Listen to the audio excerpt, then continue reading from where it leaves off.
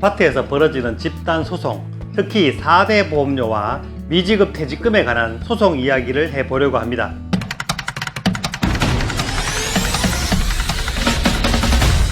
오늘은 아파트의 여러 소송 중 특히 사회보험공단에 지급되지 않은 직원의 4대 보험료와 퇴직금을 주지 않았지만 위탁관리회사에서 수령은 해간 미지급 퇴직금을 돌려달라는 소송에 대해서 알아보겠습니다.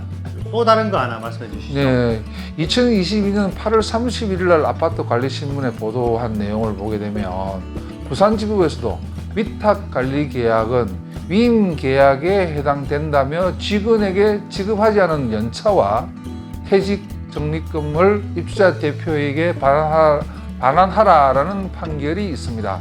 좀 더 자세한 내용을 보면 부산 연제구의 한 아파트 대표회가 관리회사 B사와 경비, 미화업체 C사를 상대로 신청한 미지급된 직원들의 연차, 퇴직적립금을 반환하라며 제기한 부당이득금 반환 소송 초송에서 입주자 대표의 B위탁관리회사는 3,085만 원을, 피고 C경비 미화회사에서는 4,730만 원을 지급하라는 판결을 내렸습니다. 이미 판결이 하나씩 있네, 그렇죠? 네, 그렇습니다.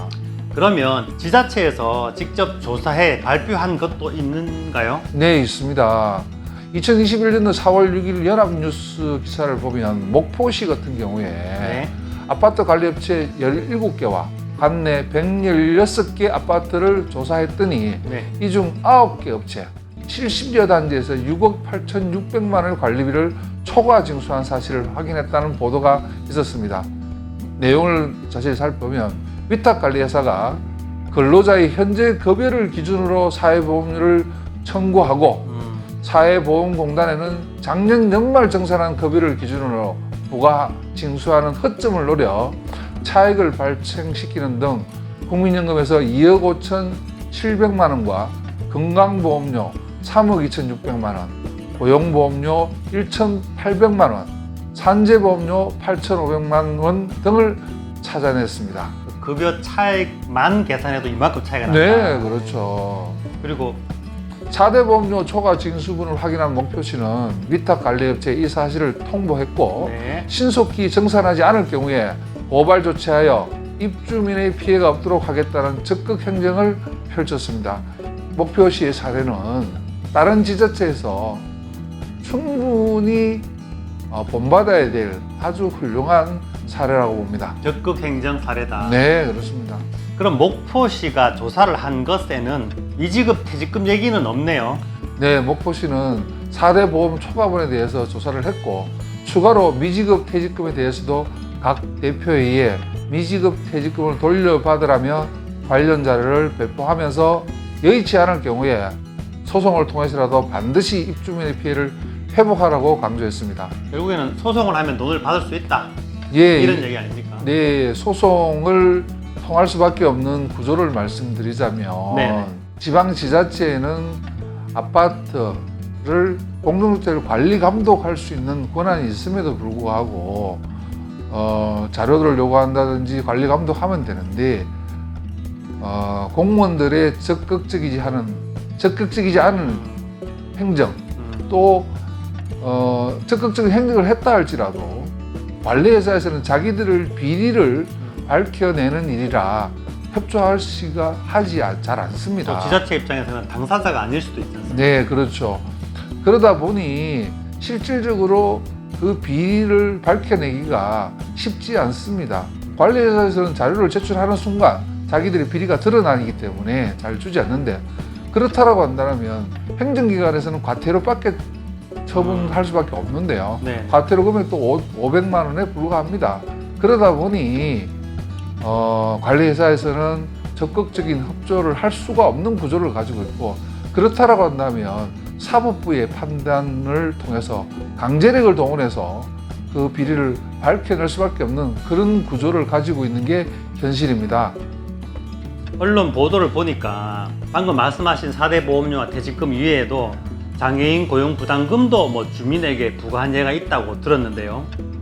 예, 경북 구미시가 작년 11월 관내 152개 아파트를 대상 조사를 시작하면서 발표한 보도자료에 따르면 아파트 근로자의 4대 보험료 등 간접 인건비를 조사하면서 일부 아파트에서 장애인 고용 부담금 등 위탁관리회사가 부담해야 할 비용을 아파트 입주민에게 부과하는 경우가 확인되었다면서 이 부분도 살펴보겠다는 자료를 배포한 적이 있습니다. 그러니까 회사에서 부담해야 되는 항목을 주민에게 전가한 거네요. 네, 그렇죠. 나쁜 것 아닙니까?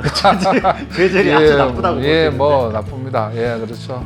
구미시나 목표시가 아파트 관리업체를 조사할 수 있었던 근거는 뭐죠?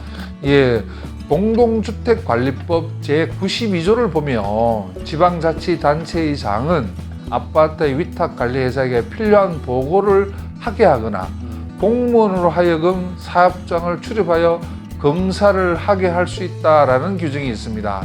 또한 같은 법 93조에도 지방자치단체장은 입주자 등의 보호를 위하여 관리주체 즉 위탁관리회사 또는 관리소장에게 관리비 등의 사용 내역을 보고하게 하거나 자료의 제출이나 그 밖에 필요한 명령을 하게 할 수 있고 공무원으로 하여금 영업소, 관리소 등에 출입하여 장부, 서류 등을 조사 또는 검사할 수 있다고 규정되어 있습니다.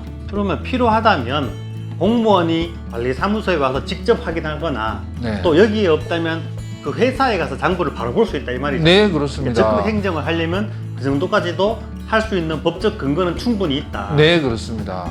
그러면 조사 권한은 있는데 현실적으로 잘 되지 않는다는 거 아닙니까? 예, 그렇죠. 아까도 말씀드렸습니다만 일단은 지자체에서 적극적인 행정을 펼치지 않는 게 문제이고요. 네. 또 이와 더불어 관리회사, 위탁관리회사에서는 자료를 제출하는 순간 자기들의 비리가 드러남으로 인해서 자료 제출을 꺼려하는 거고 영업 기밀이다라는 핑계로 꺼려하고 있습니다. 맞습니다. 또한 이 사람들은 자료를 제출하지 않는다고 해서 과태료 처분 500만 원임에 불과합니다. 처벌이 강하지 않다. 네, 사실은 이 관리회사에서 불법적으로 이익을 취한 금액이 1년에 대구시인 경우에 평균적인 내용이 약 5천여만 원 정도 됩니다. 그러니까 500만 원은 아무것도 아니다. 그렇죠. 뭐 과태료 500만 원 맞고 말지 자기가 1년에 5천만 원 되는 돈을 다시 환급해 주려고 하면 손해지 않습니까? 자기들 입장에서는 보면. 자, 그러면 지금까지 말씀하신 그 내용 중에 뭐 법적인 얘기도 하셨는데 그 법적인 내용을 쉽게 확인할 수 있는 공문이나 이런 게 있나요? 예. 위탁관리 아파트 직원 퇴직 충당금 및 4대 보험 초과 징수 관련 행정지도라는 제목으로 하여 네네. 오늘은 여기까지 하겠습니다. 다음에 또 좋은 정보 쉽게 보시려면 좋아요와 구독 꼭꼭 눌러주시고요. 오늘 내용 중 혹시 이해가 안 되는 부분이 있으면 아래에 댓글로 질문을 주시거나 우리 박병주 상무님에게 직접 전화를 드리는 것도 좋은 방법이라고 생각됩니다. 제 영상은 여러분이 함께하는 밴드나 단톡방 또는 페이스북에 무단으로 올리셔도 아무 문제가 없습니다. 지금까지 친절한 생활 연구소 김도형 소장, 김 소장이었습니다. 그럼 다음 영상에서 만나요.